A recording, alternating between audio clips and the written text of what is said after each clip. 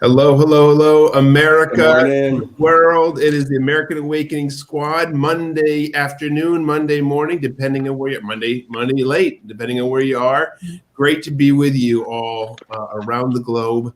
It's great to have the Signs of Life crew back together. I feel like it's been 3 whole days. I don't know. I was like, my life has been empty for 3 days, not being with Jeff and Joel and Calvin and JBJ and Marissa, of course. So I'm sure you feel the same way, everybody out there. I'm positive you do. Exactly. Absolutely. We Right. do. Oh, yes. Oh, yes. Well, we're here every day to tell you that the God of the universe is with you. These are hard times, but we're going to get through these times. And we are reminding each other every day that there is a good end to this story, and we're wrestling our way to it. So, with that in mind, we're going to start ourselves off, as we always do, with Josh Jacob, our house worship leader, who I will say to everybody out there did an amazing set last night. He did a Sunday solo set. It was crusher. Thanks for that. What do you have for us today, Josh? Thanks, John. Yeah, this is one of the first songs when I started as a worship leader at a church in Massachusetts. This is one of the first songs that I've led with, so I want to do it. Nostalgic, and it's got a good message. And here we go.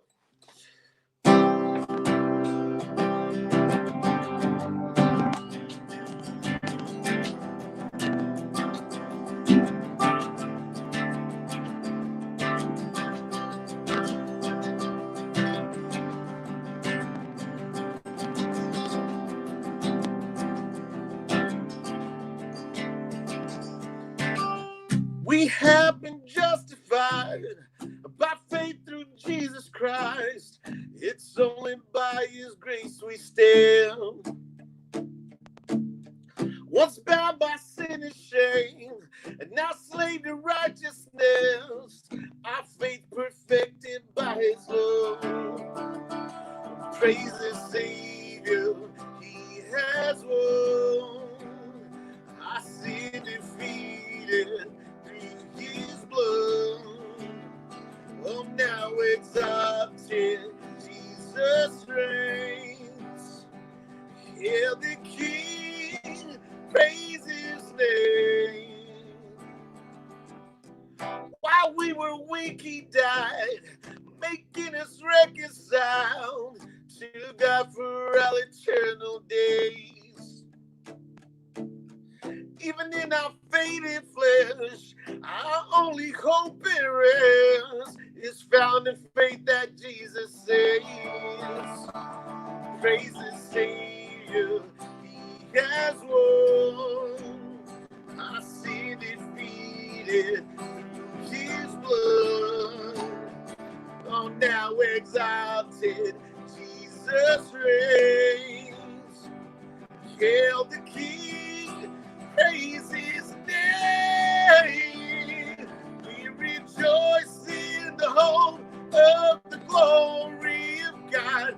We rejoice in the hope of the glory of God.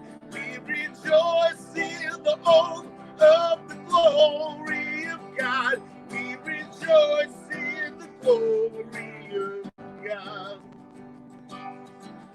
Our hope of glory is found in the one who gives great joy to sing about the love that He poured out.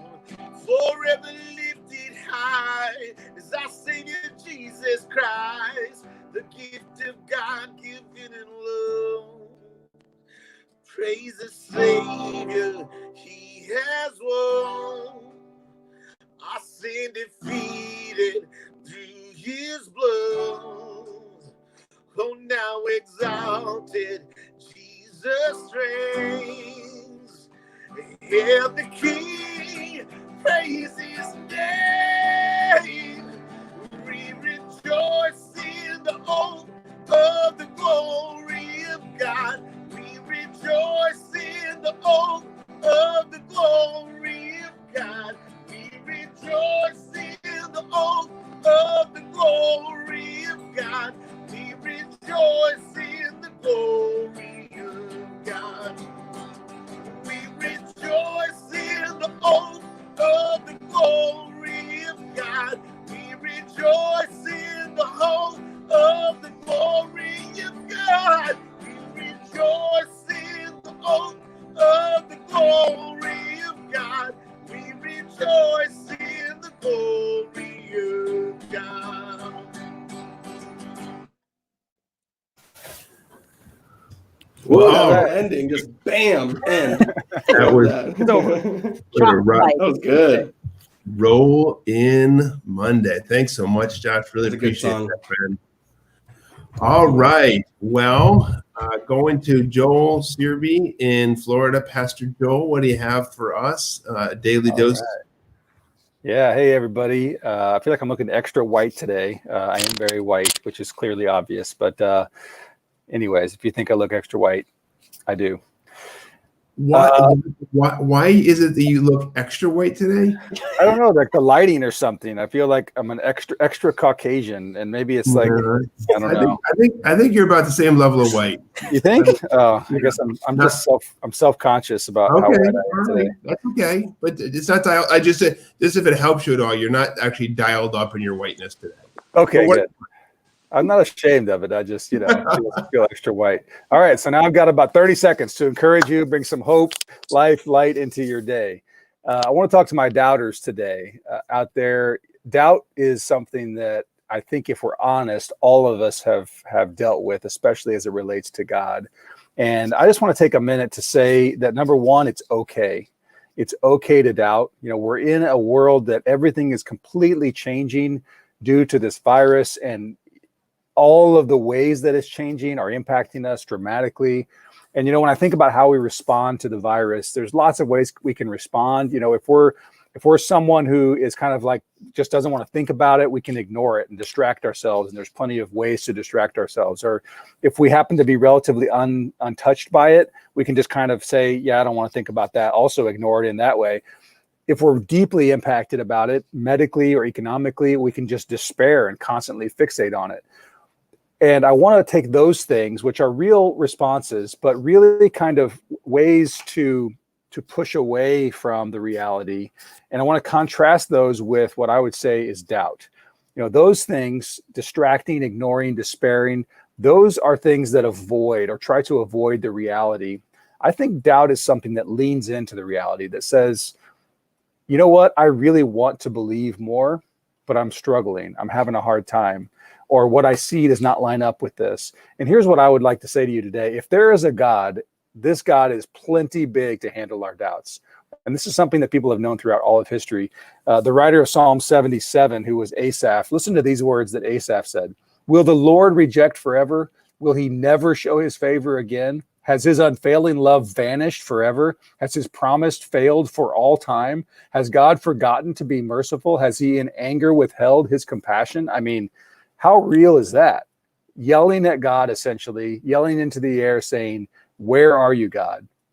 And I just want to say that as an encouragement, I have totally been there, and it's totally okay to feel those things. But here's the encouragement also, is lean into it and express those doubts to God through crying out and through prayer. Because in my life, I have found as we express them and as we take them out there into the open, God responds. And that's what's built my faith over the years, is that I cry out, I question, I doubt, and then I see response that is real and unmistakable and undeniable. And that really builds my faith. So it's okay if you're doubting today, but I would just encourage you, take it out to God and see what happens.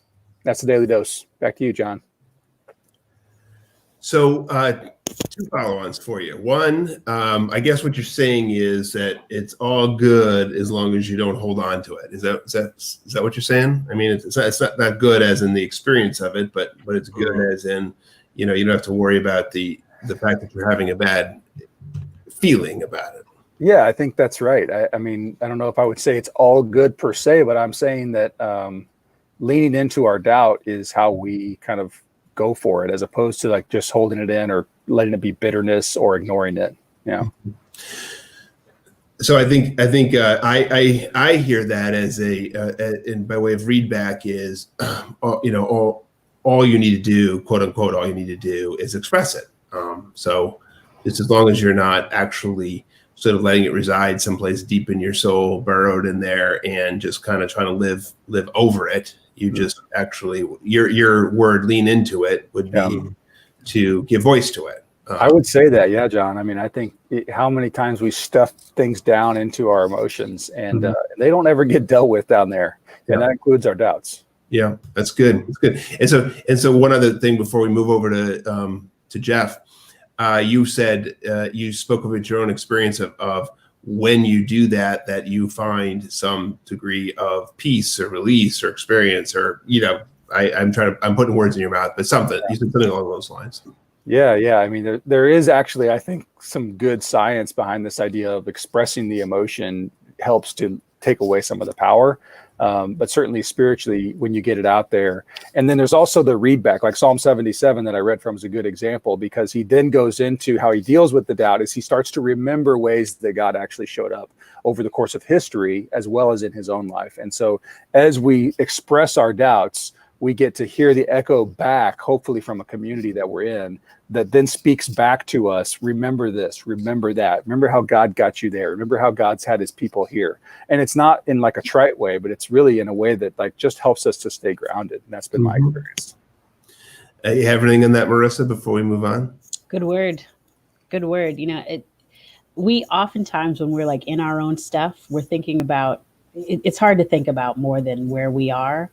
But, I believe, because I've seen in times in my own life that, that there are people who might even serve as like rams in the bush for your moment. Like when you can speak out, there can be people that God sends to help remind you of who he is. Or, again, the people in your community whose like purpose in that moment very well may be to speak life. So, yeah, just another reason. Don't keep it locked up. You know what's on the inside of you. Let God come in through however he wants to. That's a good way to distill that, Marissa. I appreciate that. And on a note that you mentioned there, Joel, on the science of these things, there's a Wall Street Journal article over the weekend on the science of prayer, and it was a little thin. I mean, I'll say it was, wasn't the best article. It didn't go, as deep as it might, but it was certainly giving voice to number one.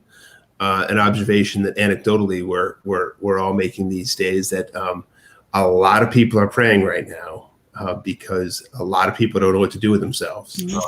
A lot of people are praying that wouldn't ordinarily pray.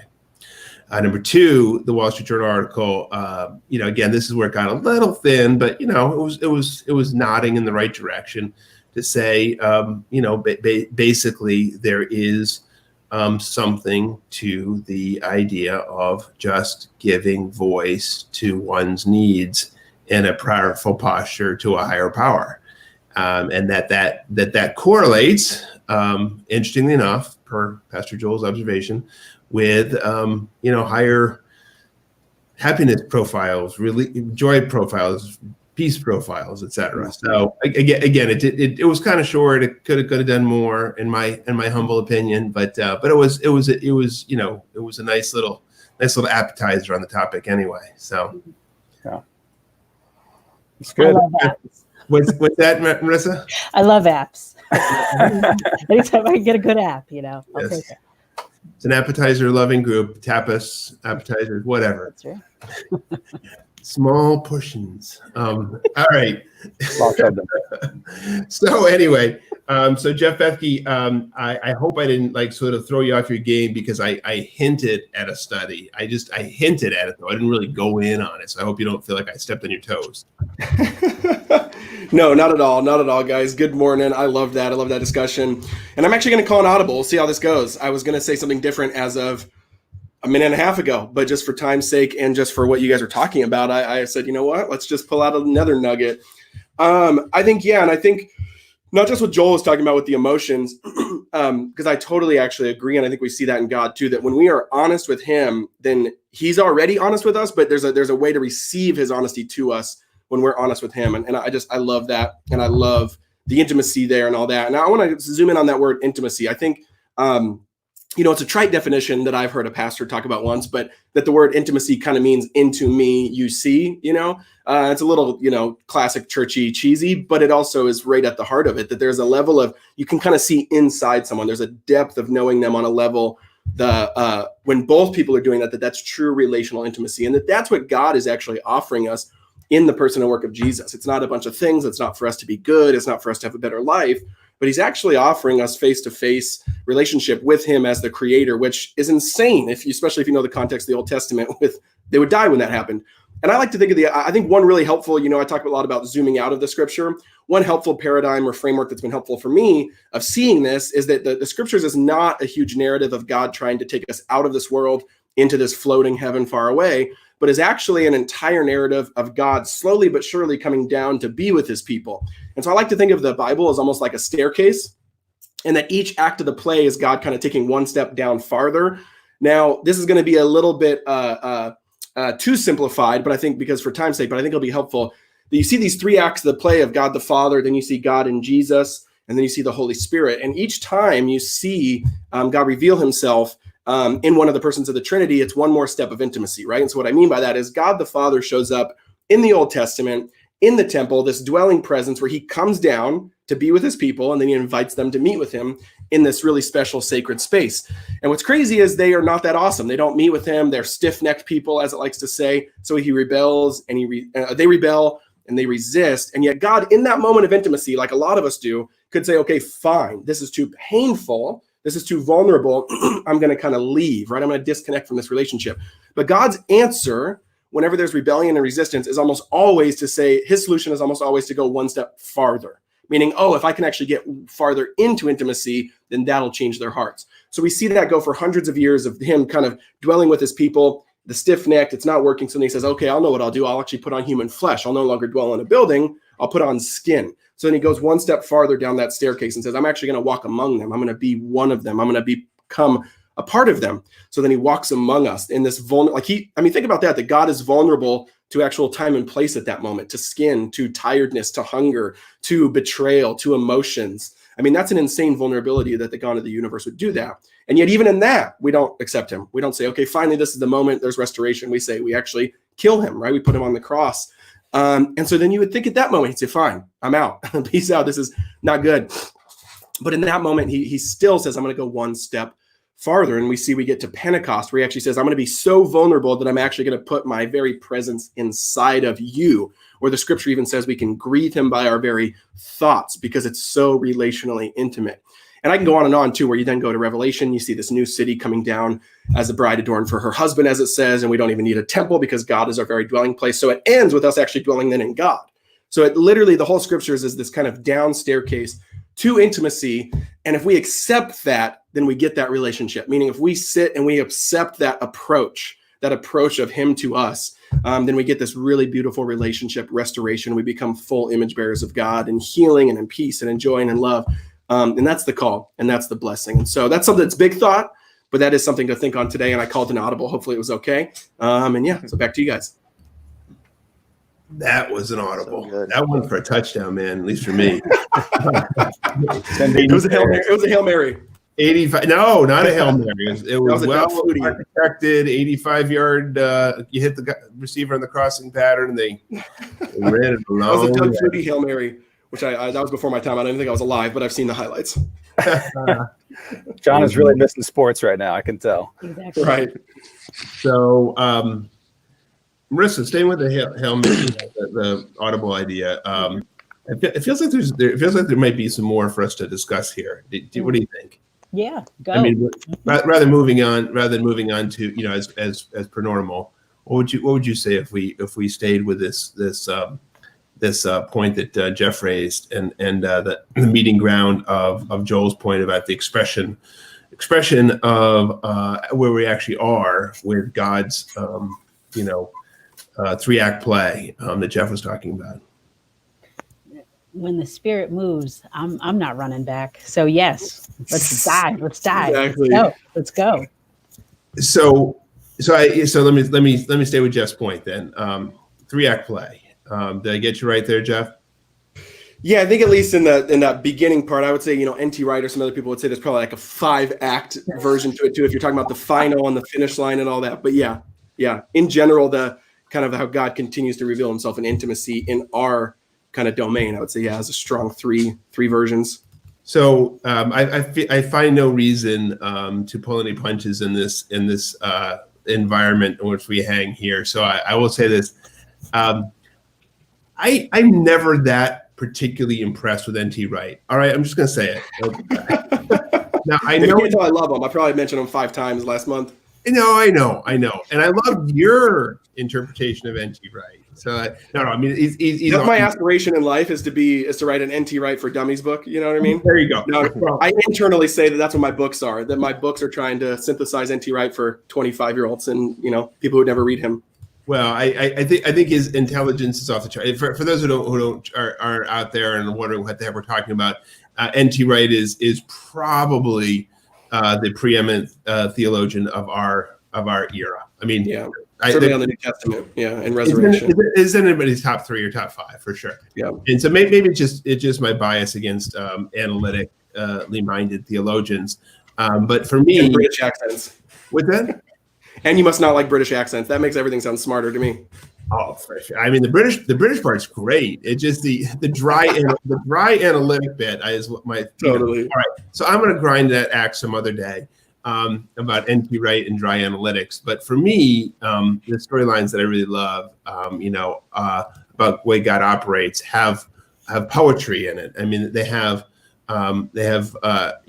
poetry may even be too lofty for us, but they have storyline to them. They have like sort of narrative constructs that we sort of normal people can access.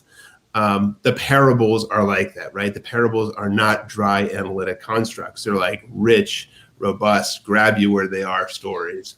And so when I hear about your version of the 3-act play and the stair stepping down, I get there quickly, Jeff. That's obviously one of your great gifts, is to be able to distill this really easy, for dummies like me who show up in the show with you. I mean that. So Joel says, hey, just put it out there and be where you are. And you're saying, well, God keeps trying to descend into our existence to meet us exactly where we are. And there's something big about that, at least for me today. But I don't want to do the talking. If Marissa doesn't pick up the thread here and see something too, then we'll just keep rolling on through our agenda. No pressure there at all. But no, actually, I was really excited, real talk, about what you were saying, Jeff, and about that image that you presented, because everybody's having a real rough time right now. Totally. On a spectrum, maybe yours isn't as rough as somebody else's. Maybe yours is rougher than a lot of people's. Whatever the case, everybody's just trying to get through. But if there is an overarching narrative that is like colliding with you, that before you and after you and all through you, God's trying to get to you. And not just trying to get to you, but to be able to into you see, right? To be able to come into your world, transform your world, transform you, because there's an end. And even if the end is, I don't know, perfect intimacy with God, the end is transformation, so that there's, whatever you're going through right now, if God has intended to be on a course, some crash collision course with you, take on it. Because it's one thing if you're just spiraling out of control and ain't nothing grounded you, ain't nothing around you, you're just good luck. It's another thing if the God of the universe, who has created and ordered all things, has you, despite how uncomfortable, how much in pain, how upsetting this time is. God, we're not going to know it all, and it don't all make sense. But if you got me, I guess I can get out of bed today. Yeah, I love that. Well, I think the big X factor to me is that when you understand that narrative, it really puts it in perspective that God is the initiator. God's kind of the one creating the movement, the momentum, the direction. 'Cause so many times I think we think the default is the movement only comes if we, like that we are the initiators, you know what I mean? And that we are the people that kind of have to go to God or at least kind of create the momentum or the inertia but it's like, no, God's a God of dissension and we just have to receive his movement towards us, or you turn around and run away, right? Which I think is a way better picture of rebellion and sin, right? Rather than just doing the wrong things. It's like, no, you're actually rejecting this movement towards you. And you can just kind of run, right way for eternity if you want, So I just think it puts it in a different perspective. But what does that mean for us? If he's the initiator of intimacy, then again, what does that mean for like God's people? Are we also called to initiate intimacy with others? Is that part of Yeah, for sure. I think, and then reflecting and turning around and doing the same thing, of having that movement towards other people, and movement towards people that need us and not waiting back till they ask for help or anything like that, Yeah. It also in a way, again, it feels empowering to me. This idea that God is all out in everything, trying to get to you, trying to rescue you, trying to build you throughout whatever's going on. There's a bit of like, I don't know, like there's a confidence that I feel like even when you can't see, even when you don't know, if you can stand up just a little, because maybe there's something on the inside of you that is like so powerful, so precious, so necessary. Yeah. That despite whatever's going on with you, he's chasing you down. He's coming for you because there's more for you in him and whatever this deep place is. There's another picture I want to go with on the whole running theme, because like Jeff said, we can run. I really think we can run away from God in a lot of different ways. And there's a certain sense in which for me, and it's much less like poetic and lofty. Sorry, John, it's not super lofty and poetic, but kind of a way of saying like, if God's got me, then it's going to be okay. And if he doesn't, I'm screwed. And when you sit in that, when you really let that sink in for a little bit and you go, all right, God really, I really think God does have me here. It's like, you've been running and all of a sudden you just kind of stop and you sit down and you just sit with that. It's not like you're necessarily running back toward God just yet, but there's a power in that just kind of surrenders and says, yeah, I think God is actually pursuing me. I think God does have me and I can't outrun him, and there's something that's really strong about that. Well, just to be clear, that's awesome, Joel. And I agree with everything you said and Marissa said. I always agree with everything Marissa says, particularly. That's a lie from the pit of hell. But 99%. But just to be clear, no, I was saying that the analytics are the lofty.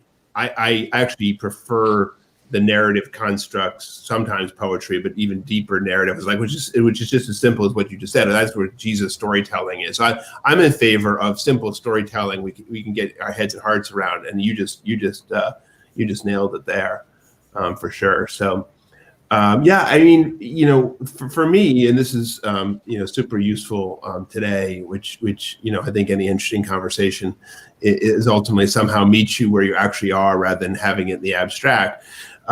This idea of understanding that it's actually not, in first instance, it's not you and your effort. It is God loves you. God's got a plan for you. You made, as Augustine said, you made us for yourself. O Lord, our hearts are restless until they find rest in you. That is not an active construct. That is a passive construct, right? I mean, you might have to be a little bit active in order to get passive, but whatever. I mean, bottom line is, you're resting in is something which is not something you're receiving the love. You're not running away. Those things are all not like, you got to do a whole heck of a lot. It just it's as Jeff was so wonderfully describing, the God of the universe descending to come get us, or as Lewis described it, he said in his spiritual autobiography that that he realized the hounds of heaven, were on his tail. Like, so somehow God just I love that. I can't run far enough away to get away from you. I don't even want to look for this, but nevertheless, here you go. I'm being cornered here, and so there's some sort of special comfort in that, I think. So Being lovingly cornered. I love that. yeah, something like that. So Andrew, you're here with us, our special guest, weekly guest, but special partner, Andrew Hanauer and the One America movement, who endeavors to make this real in the way that Calvin was talking about before. Translating this God loves us, descends to us, to our actions to other people with #LoveYourNeighbor. Andrew, any observations about all the above, or just transition right into your own stuff, whatever you want? I also agree with Marissa 90+% of the time. No, I mean, I think this is all right, and I think there's a truth that's deeper, right, than the things that are floating in front of us every day. We're bombarded with so much stuff in our society that distracts us from those truths, and I think that eventually, though, the truth is so powerful that it's hard to run away from it. It's hard to get away from it, even as much as we try to immerse ourselves in other things. So yeah, no, I love the conversation. I want to say hi to everyone. It's great to be with you. Another Love Your Neighbor segment here at One America and American Awakening. Right now, there are millions of Americans who are afraid, who are stressed, who are doubting. But there are, even in the midst of that, showing up to support their neighbors, their family, their friends. And I want to say also, as we talk about these instances of people doing amazing things during this time, I think it's really important to remember that most of us, even if we're not sick, even if our family's not sick, even if we still get a paycheck, it's still stressful. So for all those out there who feel like they're just trying to make it through and survive, and man, I can't even think about going out and volunteering or anything like that, please know, like that it's a lot for everyone right now. And I hope you find some peace in the midst of this. The two stories we have really quick today. One is from a community in Maryland that banded together to donate boxes and boxes and boxes of diapers and wipes to families in need. When I think about the story, I think about how stress is sort of like a bucket full of water, right? And you may fill it with a number of important things, and maybe it's just that one little thing that kind of pushes the water over the top. So maybe it's just like, you're barely surviving, but then at the end of the day, the thing that kind of pushes you over and really sets you back is you just don't have a diaper for your kid, or you have to run to the store and risk exposing yourself to the virus, or whatever it is. So this community, came together, donated boxes and boxes of diapers and wipes, just the most essential things for families with young babies. And I also wanted to share a quick update to a story that we shared a while back. We talked a while back about communities in West Virginia and Washington, D.C., Muslim, Jewish, Southern Baptist, from Washington, D.C., a very, very progressive place, and West Virginia, which of course is much more conservative, but who have been coming together to fight the opioid crisis and have been organizing an online drive of items for folks in need during the coronavirus epidemic. We had a member of the mosque in Northern Virginia who donated items this week to that list, and this is of course the Muslim holy month of Ramadan, and that person said, quote, "For Ramadan, my kids have chosen to help feed families around the world, but there's no better place than starting with our own backyard." And I thought that was a really important reminder that, no matter what that group is out there of folks who might be different than us, they're also our neighbors. We live in a very diverse country. And so we should treat them like they're our neighbors and love them. Back to you guys. That's good, Andrew. It's good. Been thinking a lot about that too. Yeah. There's no them, only us. There's Absolutely. only us. That's real. And, your neighbors, however they look, are still your neighbors. And our Lord was pretty clear on the subject, what we're supposed to do about that. Mm-hmm. Absolutely. So grateful to you, Andrew, and what you're doing around the country. Look forward to hearing more from you and your team as time goes on, and what you're finding out there, and modeling for people everywhere how we're supposed to take this on. So, hey, since we're throwing audibles, I'm going to throw a little one. Andrew, I would love to hear you answer this question of, like, as you've observed these teams of folks crossing these lines, are there one or two or three like quick practical things you see them do together? And I mean like super practical, like they start every service project with a circle and they go around and say one thing, or like anything like that maybe could give us and our listeners and viewers something to like, oh, when I meet that person and I'm trying to break a barrier, like, what's a simple practical thing? Yeah, that's a great question. Thanks, Joel. The most important thing is relationship. There's no shortcut around relationship. Mm-hmm. I think it's silly to say that none of us have an agenda when we reach out to someone from across a divide, right? Mm-hmm. We all have an agenda, whether you're trying to convert them to your faith or to your politics, or whether you just want to feel good about yourself. Everyone has an agenda, and that's okay. That's part of it.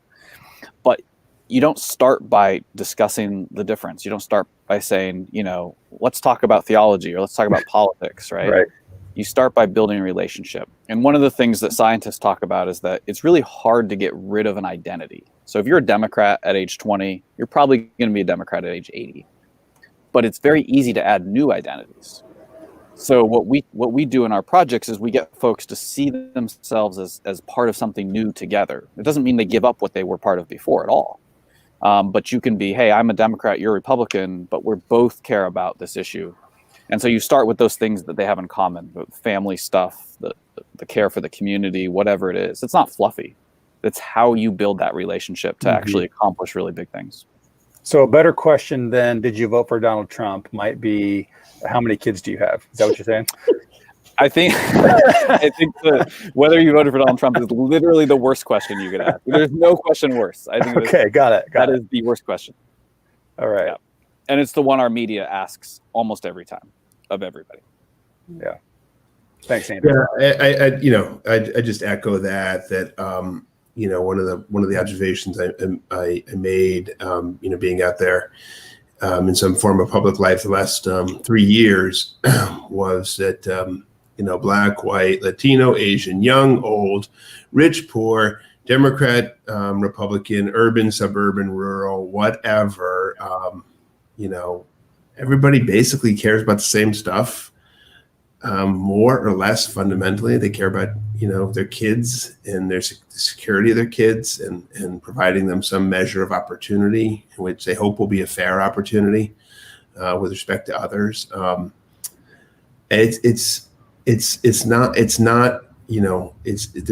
really is no fundamental difference on what people ultimately care about.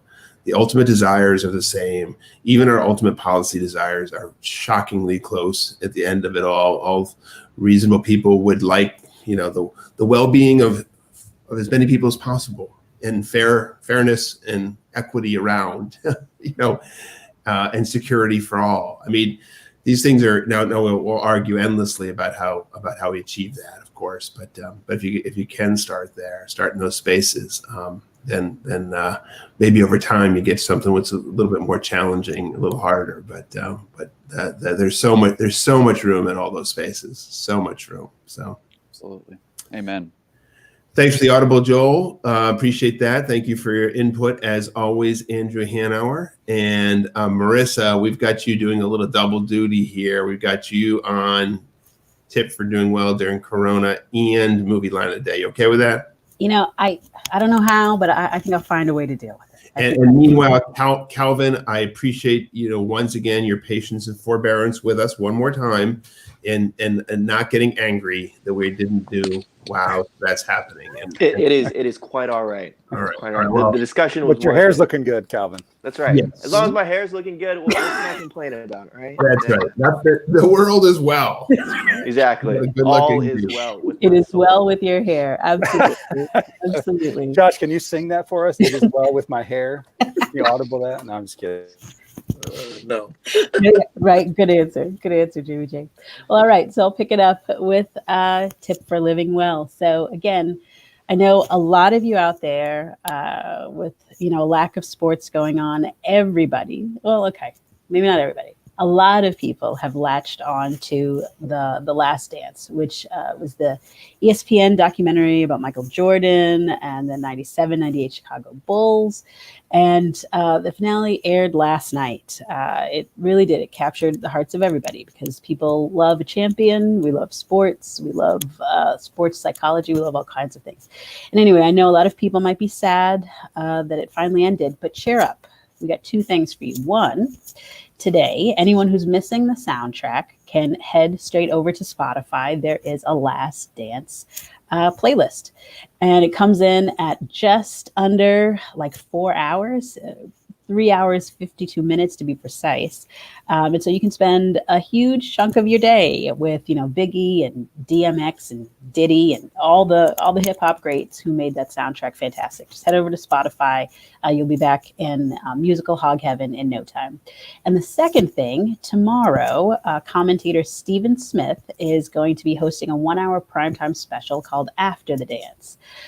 He'll have Hall of Famer Magic Johnson and all sorts of other NBA greats on to be talking about their biggest takeaways from the film.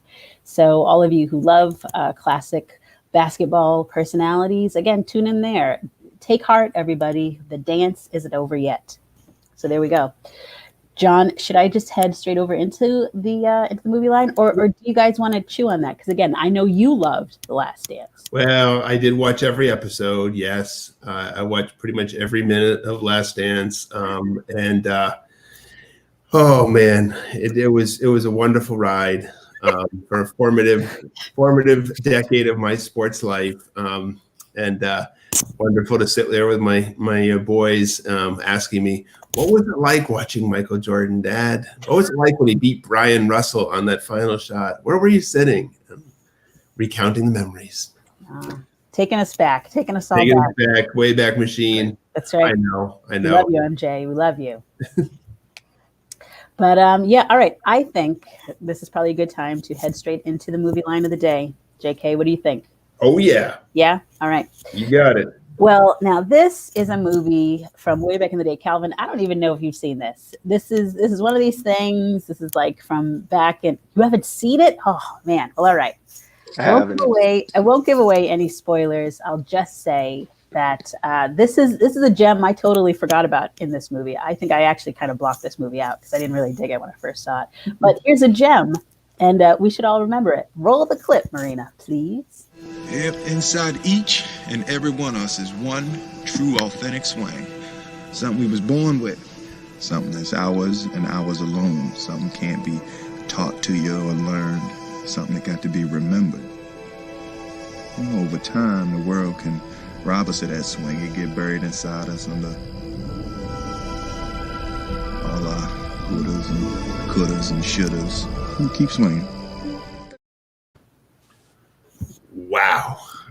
Again, Will Smith, the legend of Bagger Vance. He is a sort of magical caddy who teaches life lessons along the way. Again, take the movie for what it's worth, love it or leave it, whatever. This is a gem, though. Everybody's got to swing, and life can bring all sorts of things at you, make you sort of even forget what your swing is, what the thing is in you that is supposed to shine. But take heart, keep swinging, y'all. Get buried in all the wouldas and couldas and shouldas. That's right. Keep swinging. That's right. Not today, Satan. Not today. We're all going to swing today. That's right. There you go. So everybody out there, remember you got that swing, and keep hitting it, whatever it is, whatever you're supposed to be swinging at, keep swinging at it. That's right. Josh Jacob, what do you have for us, friend, and wrap us? Yeah. Yeah, I got a hymn that kind of encapsulates everything we've been talking about, and with intimacy, and then the final thing of the assurance in Jesus, So this is blessed assurance,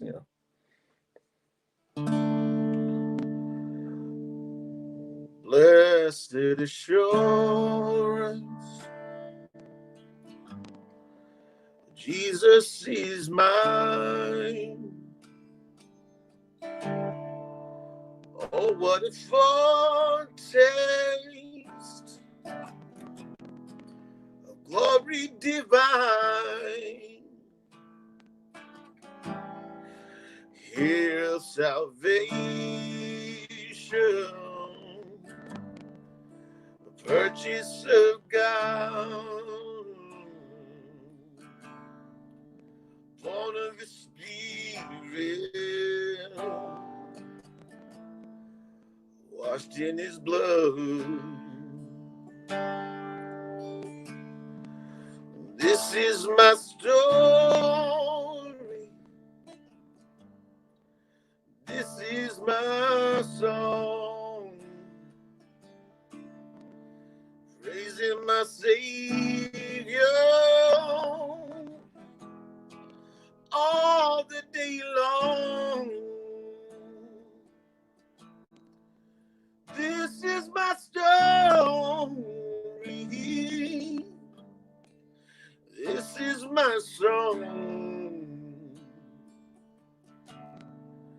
Praising my Savior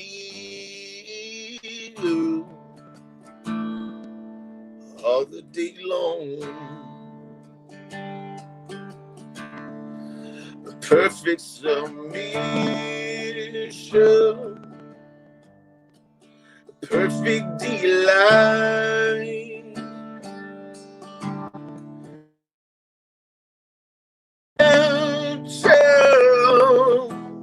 Now burst down my side. Angels descending, rain from above, echoes of mercy,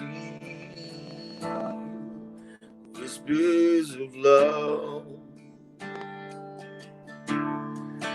This is my story. This is my song. Praising my Savior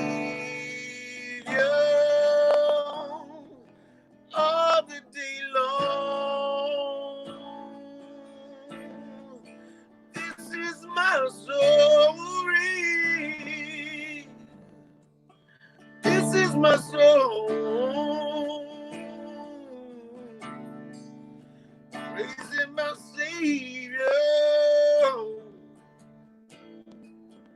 all the day long. Perfect submission, all is at rest.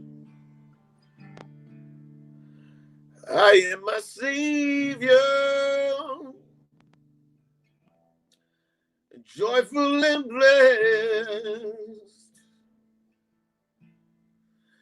watching and waiting, looking above, filled with His goodness, lost in His love. This is my story. This is my song. Praising my Savior all the day long. This is my story. This is my song. Praising my Savior all the day long. Praising my Savior all the day long. Praising my Savior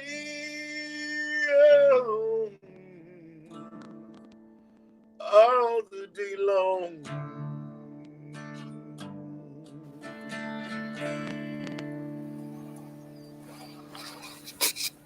Ooh, yes, Yes.